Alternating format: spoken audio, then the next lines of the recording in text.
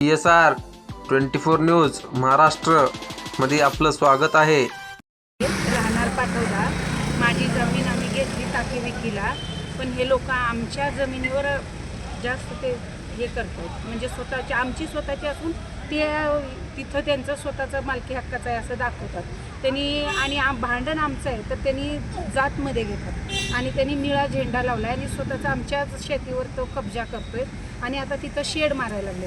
आणि आता हे आमची वडली पंजोची जमीन आहे ते, मग एवढे दिवस त्यांचं होतं तर त्यांनी एवढे दिवस काय नाही त्याच्यावर हे केलं, आत्ताच का त्यांना जागा दिली, आत्ताच त्यांनी तिथं बोर्ड पण लावताय, शेड पण मारतात, म्हणजे आत्ता त्यांनी म्हणजे इतके दिवस त्यांना माहिती नव्हतं का ते जागा त्यांची आहे ते? निवेदन काय दिलं आता ते ना आम्हाला अतिक्रम केले त्यांनी आमच्या शेतीवर, तर आम्हाला हे सांगायचं की आम्हाला ती शेती आमची आहे, आम्हाला पाहिजे। किती एकर शेती आहे?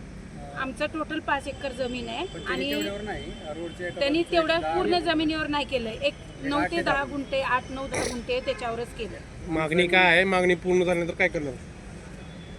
आमची मागणी पूर्ण व्हायला पाहिजे, आमची शेती आम्हाला त्यांनी मोकळी करून द्यायला पाहिजे, अन्यथा मग आम्ही उपोषणला बसू। शिवाजी मुरलीधर मद्रे, मी राहणार पाटोदा गाव। तिथं माझी जमीन टाकीची शिवारात मी विकत घेतली आहे। ती माझ्या बापावरची पासूनची जमीन आहे, पण अतिक्रमण करून माझ्यावर तो हे करतात। जमीन तुम्ही घेतली का वडिलोपार्जित जमीन आहे?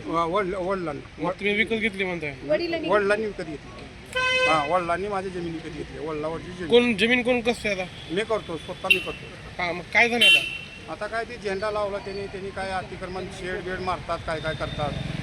आणि ते 7-12 माझ्या नावचा आहे, खरीद खत माझ्या नावचा आहे, चतुर्सीमेसहित माझ्याकडे कागदपत्र आहे, डॉक्युमेंट पूर्ण माझ्याकडे आहे। काय मागणी? हा जमीन माझी जशी आहे तशी मला जमीन पाहिजे। कुणाला भेटला तो? हां, आता निवेदन कोणाला दिलंय? कलेक्टर साहेबाला तहसीलदार कुणी अतिक्रमण केलेलं आहे? संपत लोहो डोलारे, लेडीज ते काय बेबी संपत डोलारे।